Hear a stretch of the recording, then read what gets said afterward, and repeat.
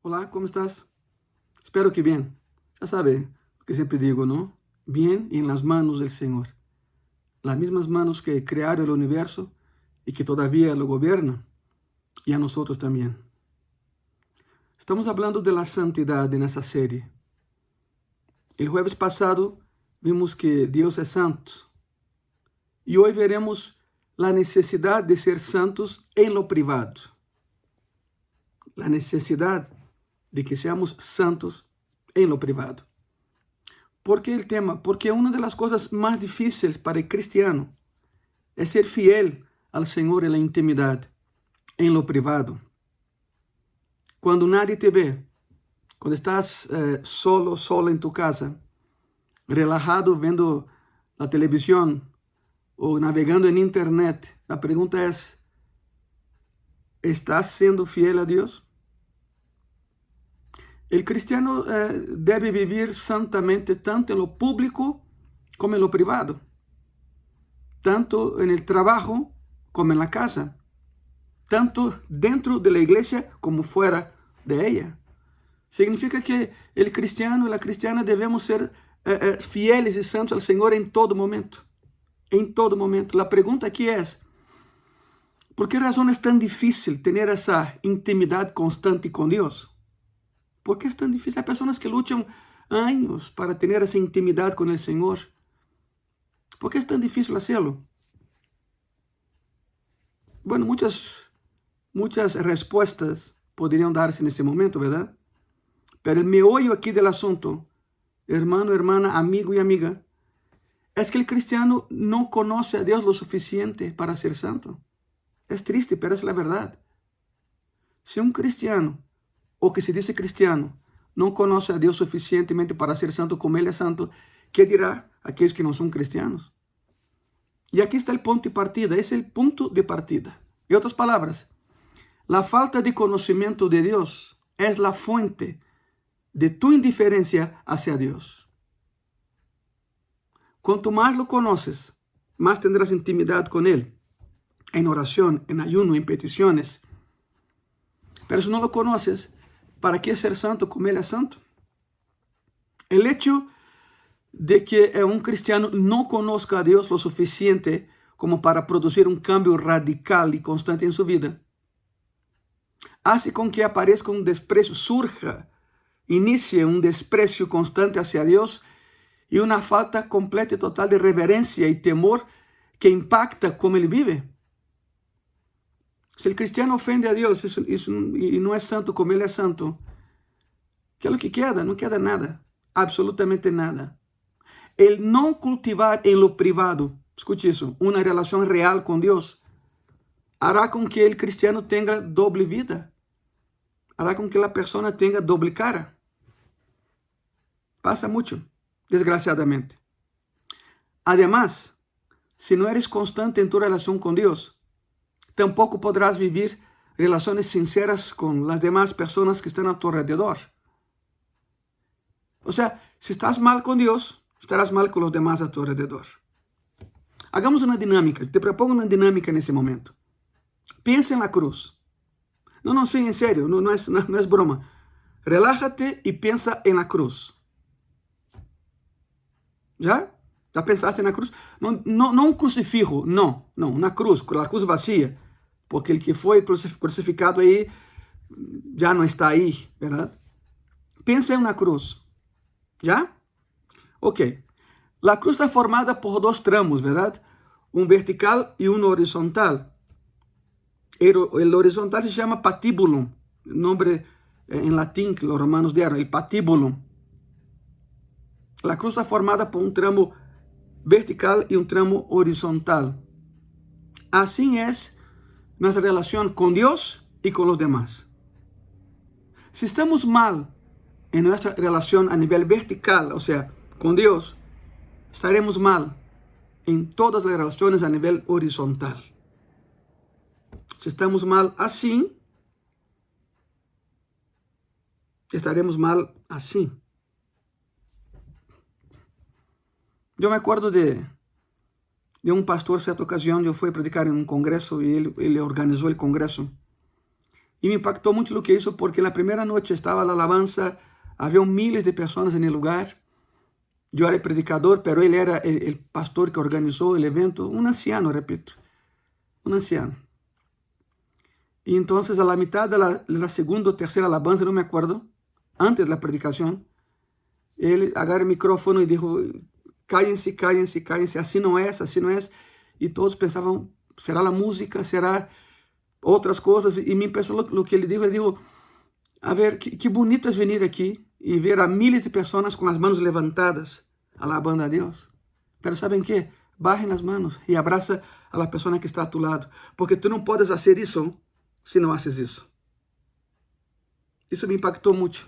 Hasta la fecha me acuerdo. Exactamente la dinámica que estamos haciendo. La cruz. Si estás mal a nivel vertical, si estás mal en tu relación con Dios, estarás mal en tu relación con los demás. Y la recíproca también es verdadera. Si estás mal con los que están a tu alrededor, estarás mal con tu Dios. Es la cruz. Si no actúas pronto, todo eso te llevará a una decadencia espiritual. Si no hay un cambio radical en ti, en términos de santidad, viene la debacle en tu vida. Oseas capítulo 4, versículo 6, la palabra dice así, mi pueblo fue destruido porque le faltó conocimiento. O sea, porque no conocieron a Dios. Aquí no habla de ciencia, aquí habla de conocer a Dios. Por cuanto desechaste el conocimiento, yo te echaré de sacerdocio. Y porque olvidaste la ley de tu Dios, también yo me olvidaré de tus hijos. La sentencia generacional, ¿verdad? Muchos te están viendo, hermano, hermana, amigo y amiga. Muchos miran tu ejemplo, para bien o para mal. No debe haber diferencia entre lo que sucede en la iglesia y fuera de la iglesia para ti. Debe ser lo mismo dentro y afuera. El cristiano no debe vivir una vida de doble estándar. No se puede ser amable y cariñoso el domingo por la mañana y ser grosero, áspero y mal hablado el resto de la semana. No se puede. Es incoherencia eso. Debe haber consistencia en tu vida todo el tiempo. Por eso, santidad. El título de lo que estamos hablando de esa plática de hoy es la necesidad de ser santo en lo privado. Muchos jóvenes manifiestan la idea de no querer nada con la iglesia, es más, de odiar a la iglesia. Jóvenes criados en familias cristianas, llega un momento en que dicen, no, odio a la iglesia, no quiero nada con la iglesia. Pienso en iglesia y pienso en religión, y no es lo mismo. Iglesia o eclesia es un lugar de reunión, y son las personas. El templo, las paredes, eso es otra cosa. Y la religión es otra cosa completamente diferente. Cristo no es religión, Cristo es Dios. Yo siempre he dicho en Gracia y Paz no somos religiosos, somos cristianos. La religión mató a Cristo. Religión viene de religare. Y la palabra religare significa volver a conectarse con. La religión fue inventada por los hombres, no por Cristo. Muchos jóvenes manifiestan que ya no quieren saber nada de la iglesia y dicen, no quiero nada de religión, aún siendo criados en familias cristianas. ¿Por qué? Bueno, esto se debe mayormente a que desde chicos fueron testigos de una hipocresía sistemática bajo la cual muchos padres y cristianos en general no fueron consistentes en vivir en privado lo que hacían en público. ¿Sabe dónde voy? ¿No? ¿Sabe cuál es la idea aquí? Ok, la familia toda en la iglesia, adorando a Dios, levantando manos, hablando en lenguas, y salen de ahí y el papá es un pésimo hombre, pésimo marido, pésimo papá. ¿Cómo crees que tus hijos algún día van a querer seguir tu ejemplo, si tu ejemplo es malo? Por eso los niños observan. Los niños siempre observan. No se les puede engañar. Y se aseguran de comprobar que sus padres, tutores, líderes, maestros y pastores realmente vivan lo que predican.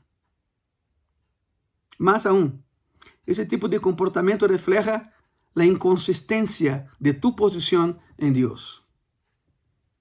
La falta de santidad hacia Jehová. Cuidado con eso. Tú no puedes exigir que tu hijo haga algo que tú no lo haces. A ver, fulano, pasa la tarde y ora. ¿Por qué no pasas tú? Bueno, ahorita con la pandemia, el lugar de oración de gracia y paz son 5 metros por 15. Los que conocen la iglesia saben. Ese lugar está preparado para que las personas puedan hincar y orar. No lo estamos usando por recomendación del sector salud para evitar la aglomeración, pero eso no impide que oremos en la iglesia. Pero tú no puedes exigir que tu hijo ore si tú no lo haces. Es el punto aquí. No se puede tomar a la ligera la relación con Dios. No se puede separar la vida espiritual de la vida secular. Yo no sé cómo hay personas que hacen eso. No. Yo en la iglesia soy uno, pero en mi trabajo soy otro. O sea, no puede haber esa separación. No puede haber la separación de la vida espiritual de la vida secular. Porque no existe tal separación en la Biblia. No hay, ni debe de haber, ninguna diferencia entre uno y el otro. Todo en la vida debe ser para la gloria de Dios. Y por lo tanto debemos buscar adorarlo en todo lo que estamos haciendo. Adora al Señor en todo lo que hagas. El cristiano no puede olvidar la obra de Dios en su vida. No puede. No debe y no puede. No puede dejar de meditar y agradecer al Señor lo mucho que costó su salvación. La salvación es algo tan caro, pero tan caro, que para ti y para mí fue gratis. Pero a Dios le costó su Hijo, y a su Hijo le costó su vida. Eso es lo que vale tu salvación, mi salvación. Deuteronomio 8, del versículo 11 al 17, la palabra dice así: Cuídate de no olvidarte de Jehová tu Dios para cumplir sus mandamientos, sus decretos y sus estatutos que yo te ordeno hoy. No suceda que comas y te sacies y edifiques buenas casas en que habites y tus vacas y tus ovejas se aumenten y la plata y el oro se te multipliquen y todo lo que tuvieres se aumente y se enorgullezca tu corazón y te olvides de Jehová tu Dios que te sacó de tierra de Egipto, de casa de servidumbre. Hago una pausa aquí. Desgraciadamente sucede muy a menudo. Personas que son bendecidas por Dios, tan pronto cuando tienen lo que quieren, se olvidan de Dios. Se olvidan de congregar, ya no se congregan, ya tengo lo que necesito y adiós, nos vemos. Hasta la próxima emergencia. Eso no es vida. No puede ser así, eso es una burla hacia Dios. Versículo 15.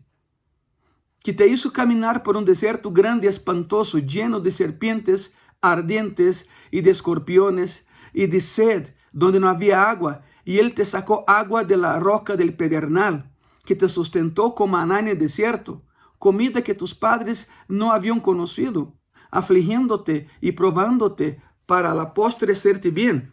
Y digas en tu corazón: mi poder y la fuerza de mi mano me han traído esta riqueza. Desgraciadamente hay personas que piensan así. Es increíble, pero el contexto todo es este. Parece ser que hay personas que cuanto más dinero tienen, menos aman al Señor, es aquel que le dio el dinero. Repito el versículo 17 que queda en tu corazón y digas, así, después de tanta abundancia, de tanta bendición, el versículo 17 dice así: y digas en tu corazón: mi poder y la fuerza de mi mano me han traído esa riqueza. Eso es soberbia, eso es orgullo. El ser humano olvida con facilidad. Por eso el cristiano debe cultivar un espíritu agradecido que recuerde las bondades y bendiciones de Dios en todo tiempo, en todo momento.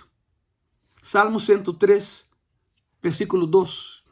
La palabra dice así: bendice alma mía a Jehová y no olvides ninguno de sus beneficios. Amén. Así tiene que ser. Solo ese proceso constante hará con que el cristiano sea fiel al Señor en la intimidad, sabiendo que es delante de Dios que estamos y Él es santo. Estamos delante de aquel que es santo, santo, santo. Simplemente no puedes engañar a Dios. Alguna vez me preguntó en una clase que di: oye, Pastor Ángelo, ¿podemos engañar a Dios? Yo contesté: puedes intentarlo, pero nunca vas a lograr engañar a Dios. Y le dije, perdón, pero no te aconsejo ni siquiera que lo intentes. No lo hagas. Jesús constantemente recriminaba a los escribas y fariseos acerca de su vida íntima. Porque en público eran una persona, pero en su intimidad eran otra persona despreciables. Estos líderes religiosos hacían todo para ser vistos por otros, pero sus vidas privadas dejaban mucho que desear. Mucho. Mateo 23, del versículo 4 al 7, la palabra dice así: porque atan cargas pesadas y difíciles de llevar y las ponen sobre los hombros de los hombres, pero ellos ni con un dedo quieren moverlas. Antes, hacen todas sus obras para ser vistos por los hombres, pues ensanchan sus filacterias y extienden los flecos de sus mantos. Filacterias son las tiritas que se colgan de aquí de la cabeza. Bueno, hay que explicar eso. El Shema de Israel, Deuteronomio 6, oh Israel, Jehová, único Dios es, a Él adorar, solo a Él adorar. Entonces, es el Shema, el mandamiento de Israel. Entonces, eso se colocaba, se escribía en un pergamino, se colocaba en una cajita y la ataban en sus manos y frente a sus cabezas, como dice Deuteronomio, pero lo hacían literal. Eso nunca fue literal. Por mano significa ver lo que haces. Todo lo que hagas honre a Jehová. Y entre sus ojos significa tener el mandamiento en su mente y en tu corazón. Pero ellos amarraban, y todavía lo hacen literalmente, entonces quedaban las tiritas colgando de la cajita de cuero que colocaban aquí. Esas son filacterias. Los judíos ortodoxos dejan que los caireles, ¿no?, como se dice aquí en México, caigan, simbolizando, aunque no tenga físicamente la cajita, la tengo espiritualmente y las tiritas son estas. Es esto. Pero ¿qué es lo que hacían ellos? Dejaban crecer las filacterias. Cuanto más larga, más espiritual era la persona, el rabino. Hacían de todo para que se vieran como santos. Mas de nuevo, mira, porque atan cargas pesadas y difíciles de llevar. Otra vez Mateo 23, del 4 al 7. Y las ponen sobre los hombros de los hombres, pero ellos ni con un dedo quieren moverlas. Antes, hacen todas sus obras para ser vistos por los hombres, pues ensanchan sus filacterias y extienden los flecos de sus mantos, y aman los primeros asientos de las cenas y las primeras sillas de las sinagogas, y las salutaciones en las plazas, y que los hombres los llamen rabí, rabí, maestro, maestro. Les importaba más la apariencia que una vida sincera que honrar al Señor, a quien decían seguir y servir, pero no era cierto. Por eso Jesús los comparó con, muy dura la comparación, ¿no?, con sepulcros blanqueados. Miren eso, Mateo 23, versículo 27, versículo 28. Ay de vosotros, escribas y fariseos hipócritas, porque sois semejantes a sepulcros blanqueados, que por fuera, a la verdad, se muestran hermosos, mas por dentro están llenos de huesos de muertos y de toda inmundicia. Así también vosotros por fuera, a la verdad, os mostráis justos a los hombres, pero por dentro estáis llenos de hipocresía e iniquidad. Dura la sentencia, pero era correcto. Así eran ellos. Y desgraciadamente hay muchos hoy en día que son así. Mateo 23, versículo 13 al 15. Retroceda un poquito. Mas ay de vosotros, escribas y fariseos hipócritas, porque cerráis el reino de los cielos delante de los hombres, pues ni entráis vosotros, ni dejáis entrar a los que están entrando.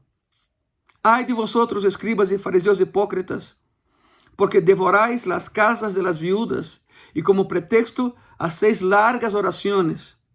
Por eso recibiréis mayor condenación. Ay de vosotros, escribas y fariseos hipócritas, porque recogéis mar y tierra para hacer un prosélito, y una vez hecho, le hacéis 2 veces más hijo del infierno que vosotros. Significa, se esforzaban mucho para convertir a alguien a la enseñanza de Jehová, pero una vez que lo hacían seguidores de ellos, no de Cristo, no de Jehová, perdón. Ellos no creían en Jesucristo, por supuesto, son judíos. Hacían prosélitos, hacían seguidores de ellos, no de Jehová. Y honraban al Señor con sus labios, pero su corazón estaba lejos de Él. Mateo 15, versículo 8 y versículo 9. Este pueblo de labios me honra, mas su corazón está lejos de mí. Pues en vano me honran, enseñando como doctrinas mandamientos de hombres. Ahí está la religión, invención del hombre, para volver a conectarnos con Dios. Y Cristo dijo, yo soy camino, verdad y vida. Nadie llega al Padre si no es por mí, lo dijo Jesucristo. No a través de una religión, no a través de Cristo. ¿Saben algo? El Señor aborrece la mentira y la hipocresía espiritual. Hipocresía viene de la palabra Hipócrates. Y Hipócrates era la máscara que se usaba en el teatro griego hace miles de años. Porque acuérdense que los griegos eran muy liberales sexualmente hablando, demasiado. Pero en las artes sí eran machistas. En el teatro las mujeres no podían interpretar ningún papel, entonces cuando había un rol, un papel femenino, un actor se vestía de mujer y colocaba una máscara. Hipócrates, es el nombre de la máscara. Los hipócratas usan máscaras todo el tiempo. Gálatas 6, versículo 7 y versículo 8. No os engañéis, Dios no puede ser burlado, pues todo lo que el hombre sembrare, eso también segará. Porque el que siembra para su carne, de la carne segará corrupción. Mas el que siembra para el Espíritu, del Espíritu segará vida eterna. Él conoce tu vida, hermano, hermana, amigo, amiga. Él conoce tu vida y nada queda oculto delante de Él. Si sabemos que Dios todo lo sabe, la pregunta aquí es, ¿por qué a veces el cristiano piensa que puede engañar a un Dios omnisciente? Isso é loucura, verdade? Muitas vezes não é por falta de conhecimento, sino por frialdade espiritual. Esta condição nasce que a consciência do cristiano se cauterize, o sea, que já não duela pecar. A consciência cauterizada é como anestesia para a culpa. Já não sente a culpa do pecado, permitindo seguir adelante sem um semáforo que diga quando deve detener-se. Alguém assim vive como hipnotizado, sem ser afetado, mientras vive uma doble vida e pensa que não passa nada, pero sí passa todo. Esta doble vida parece não estorbar-lhe para nada, incluso quando a pessoa sabe que Deus todo lo conoce, todo lo sabe e que não pode ser burlado. A pessoa está cauterizada, mente cauterizada e sigue adelante em seu pecado. Um cristiano não pode caracterizar-se por viver uma vida doble. Não pode ser. Deve haver consistência. Deve haver persistência. Deve haver vontade. É justamente no privado donde a verdadeira relação com o Senhor se mostra e se dá. Aí não há mentiras, não há fingimentos. Não há nada que possa ser ocultado. Todo é exposto quando estamos no privado com Ele. Essa é a intimidade de tu hogar, donde se forjará tu caminar cristiano, não é na igreja, em tu hogar. E caráter cristiano não começa na igreja, alabando a Deus, servindo ao Senhor com uma enorme sonrisa. Não, por aí não empieza. E caráter cristiano começa a forjar-se em lo privado, justamente onde nadie te pode ver, só Deus. A pergunta é, que deves de fazer então? Creio que já está quedando claro que devemos ser santos na intimidade, no privado. O que devemos de fazer? O cristiano deve examinar-se de maneira contínua. Todos os dias deve fazer um autoexame. Deve ser sincero a reconhecer su pecado delante do Senhor. Ele já lo sabe, pero Ele quer saber se tu lo sabes. Uma vez que ha reconhecido su pecado, deve pedir perdão ao Senhor e anhelar verdadeiramente um cambio, dependendo do Senhor em todo momento. As únicas pessoas que não cambiam são pessoas que pensam que não necessitam cambiar. Não, para que eu estou bem assim? Nunca vai cambiar. O cristiano deve anhelar ao Senhor mais do que anhela seu próprio pecado. Deve buscar a fonte de gozo eterna, já que o gozo se encontra solamente em Cristo, em nenhum outro lugar. Se verdadeiramente o cristiano disfrutasse a Deus o suficiente, pondria em melhor perspectiva seu próprio pecado. Todo hijo de Deus, toda hija de Deus necessita cultivar a diário una relación de dependencia única con Dios, donde Él sea la fuente de su gozo, deleite y satisfacción, no el pecado. Es primordial que cada cristiano tenga una relación única y privada con el Señor. Y eso no puede fingirse. No se trata de apariencias ni de acciones externas, sino de una relación personal e íntima verdaderamente con el Señor. La dependencia de Él no es para lograr algo a cambio, sino para ser transformado a su imagen y semejanza. Este patrón de vida transformará la mente del cristiano. Romanos 12:2 dice así: no os conforméis a este siglo, sino transformaos por meio de la renovación de vuestro entendimiento, para que comprobéis cuál sea la buena voluntad de Dios, agradable y perfecta. La voluntad de Dios entonces es buena, agradable y perfecta, siempre. Para ser transformado, hermano, hermana, amigo y amiga, y vivir una vida santa, tanto en lo privado como en lo público, debes vivir de manera consistente de acuerdo con tu identidad en Cristo. Eres un hijo de Dios y eres una hija de Dios. Por lo tanto, debes conducirte como uno. La necesidad de ser santo en lo privado, en la intimidad.